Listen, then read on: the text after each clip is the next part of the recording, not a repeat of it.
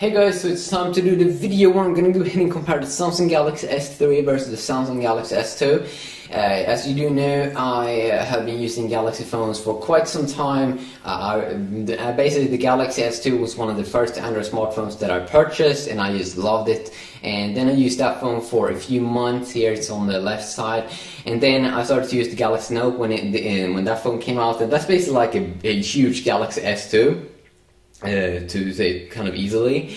So I've been using that phone for like a half a year, and then now very recently I purchased the Samsung Galaxy S3, and I know a lot of the things I'm doing on this channel and a lot of the reasons why I can do this is because a lot of people are interested in these Galaxy phones. So I just want to make a quick little video here, try to cover them and talk about what I hate and what I love and all that. So let's everything go! So let's go ahead, and the first thing I just want to go ahead and show off the design. I mean, of course, you do know the Galaxy S2 design. Of course, this is the European edition. You have the plastic, you have the down there. Same goes with the new Galaxy phone. You have the kind of big home button there, rectangle kind of shape, I think. This is how it looks like, and I mean, like, if you go ahead and talk about the Galaxy S3 and the materials that they have used, it kind of has this kind of same feeling when you hold the device and everything. But some things that you will notice, of course, about these phones, some first things here is that the Galaxy S3 comes with a 4.8-inch screen versus a 4.3-inch screen. So as you can see, when you put them on top, you can see that it's a little bit bigger, okay? Mostly it's higher, okay? Mostly it's higher. In terms of thickness, I actually do believe that the Galaxy S3 is a tiny bit thicker, but it's a little bit thicker here, it's a little bit wider, longer, but when you hold it like this, it doesn't actually feel that much bigger. You're going from 4.3 to 4.8, and I'm kind of used to a 5.3-inch screen on the Galaxy Note, but it doesn't really feel that much bigger. One of the reasons is because they have it, they made it way more rounded off on the sides, so it really feels good ergonomically when you hold it, and it feels kind of tiny compared to this one that has a little bit less curved sides. You can also see that the home button is kind of changed, it's a little bit thinner right now. And it could be also a little longer versus this one, and I think it gives it a little bit of a more modern feel to it. Of course, it comes with Gorilla Glass 2 as well, so it will be like way more durable. Okay, it's good stuff. It's very good stuff. Also, you get the LED notification light up here on top, uses with the Galaxy Nexus. So when you get like emails and stuff, you have that blinking little thing over there. So that's kind of nice. I mean, I use that all the time, and it's kind of nice. But I mean, if you talk about the design, it's more durable, it's a little bigger, it's a little bit more curved, so it actually feels the battery to hold in your hand. Yeah, so that's a quick little roundup there of how it looks like. Of course, it looks a little bit different here on the back as well. Looks a little bit different. Yeah, looks a little bit more rounded off over here. Here you got everything centered, and of course you can still take off the back on both. Okay, there we go. If we take off the back, you have the normal SIM card. You have a 1650 milliamp battery. If you go ahead and take off the back over here, you actually do it from the top, and you can see that we have like a bigger battery. It is a 2100 milliamp battery. You can also see, yeah, there we go, micro SD card. You can still have it on the Galaxy S3. You have a micro SIM on this one, and then I think you have a normal SIM card on the Galaxy S2. So something that you might want to know when you buy this device, that it has that smaller SIM card. But let's just go ahead and check these phones out in a quick little testing here.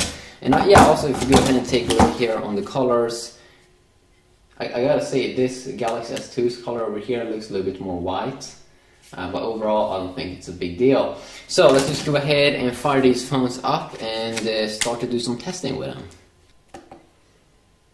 As you can see, we have them both turned on right now. Currently, it's running. Both are running on Android 4.0, basically. So let's just go ahead and check out that version first. I'm just going to go into settings over here, so you also can see the difference in the Galaxy S3's Android 4.0 versus the Galaxy S2's Android 4.0 update. I mean, like, when you are in here, you can basically see that they do kind of look the same. And I think the brightness is a little bit down. Yes, exactly.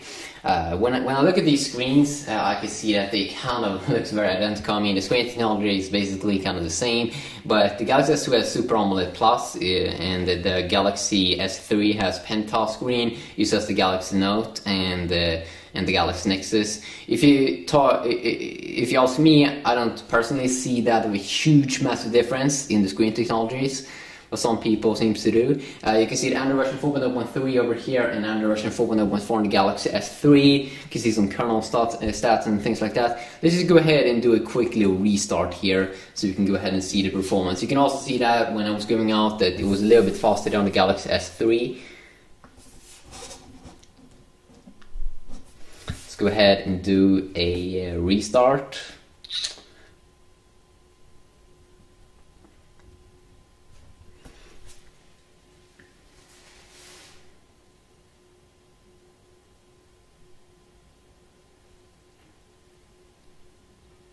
Of course, the Galaxy S3 is also rocking on like a 50% better processor. Still the same GPU, Mali 400, but it's overclocked around 50%. So it's way better when you're playing games and stuff.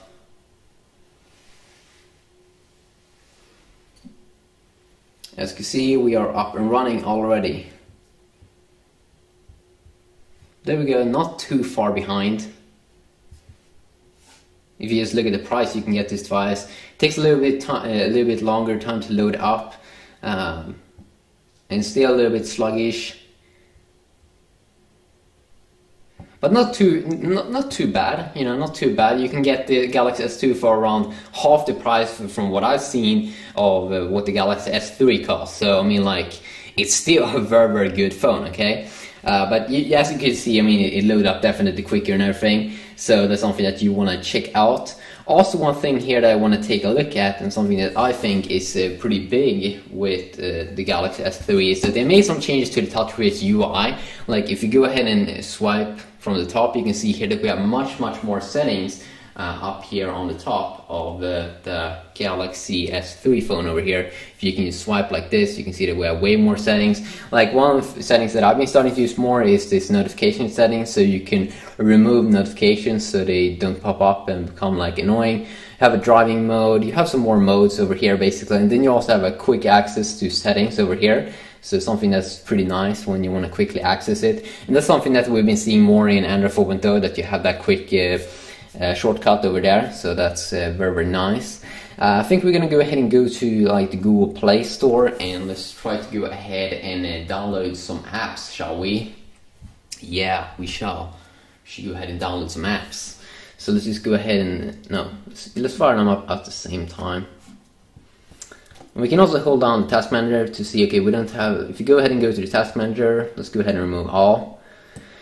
And see how much it's running on. This is kind of fun. Right now, when I'm currently checking out the RAM usage, I can see that I'm using 355 megabytes RAM on the Galaxy S3 versus 370 on the Galaxy S2. So that's kind of interesting, and something that I was looking forward to a lot on the Galaxy S3 was that I was going to see more RAM, like 1.5 GB or 2 GB, because it feels really like it's necessary, and that future phones is going to need that more amount of RAM, because we're using more multitasking, we're using heavier apps and things like that. And from what I've seen, the Galaxy S3 variant in the States is going to be rocking on first this awesome Snapdragon S4 dual-core processor, same as with the HTC One S, and then also it's going to come with like 2 GB of RAM, and that's just amazing. I mean, like, I definitely want to have that.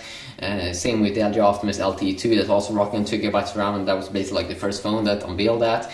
But I mean, as you clearly can see here, kind of fun. You can see that you have they're stating in the specs that you get 1 GB RAM, both on the Galaxy S2 and on the Galaxy S3. But as you can see, I only have 780 megabytes of RAM on the Galaxy S3, and I have basically more, what it says here, 831 megabytes of RAM on the Galaxy S2. Now, I'm not sure if this, many times when I use just a couple of apps, I'm around 500 to 600 megabytes of RAM. I'm not really sure how maybe Android is optimized, so it's cool to be running that amount of RAM and that you never can like access, or that you can have that you never reach that top limit of 1 gigabyte of RAM. I'm not sure. If you go ahead and hit clear here on RAM, it says 24 applications closed. I'm not really sure what the hell that's going. Is that just I mean, like, I didn't have any background apps like running. It's just processors in the background. I'm not really sure. But 24, that was like kind of a lot there. If you go ahead and tap on storage, as you can see here, I filled up my device kind of a lot. Of course, you can use micro SD card on both, as I've been stating earlier there. Active applications, we shouldn't have anything open up. Okay, so there we go. Let's go ahead and fire up Google Play and let's just try to download an app. Let's go ahead and open up at the same time. Both connected to my home Wi-Fi. Way faster on the Galaxy S3. And let's go ahead and download something like, I don't know, maybe Angry Birds.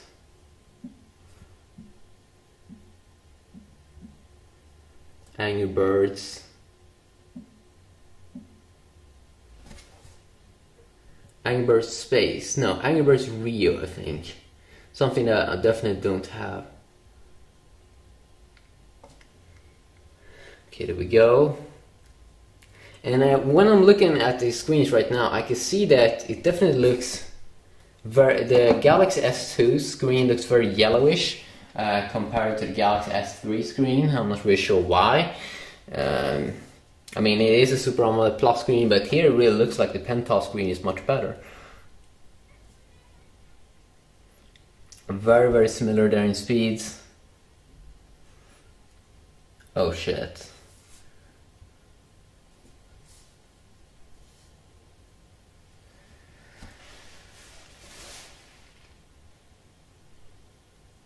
As you can see here, overall it feels like you won't see that major difference when you're doing small things like this. We're gonna go ahead and check out the browser as well and check out some benchmarking tests. But I mean, like, when you're in menus and stuff like that, when you're scrolling through stuff, you can definitely feel like the Galaxy S3 is a lot better with the quad-core Exynos versus the dual-core Exynos.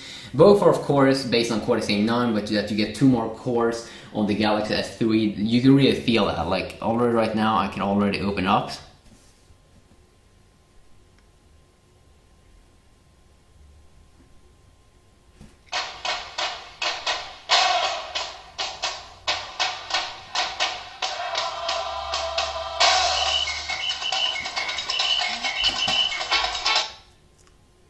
Okay, both were going out of the app pretty quick, you know. If you go ahead and see here, you can go ahead and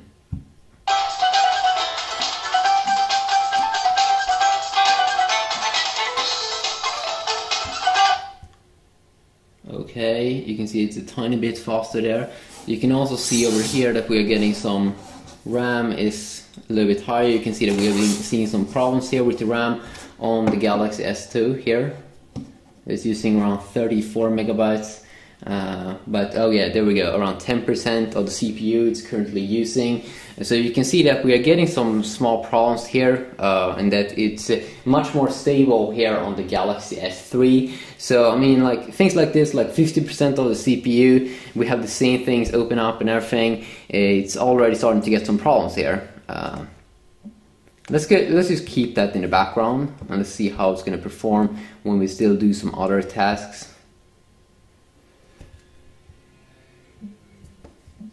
Let's go ahead and download another app.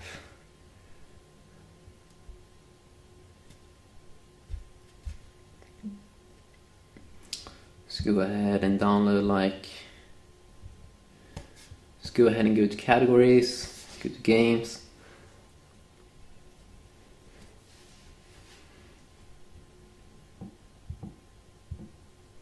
I definitely want to, like, download a big game, maybe not too big.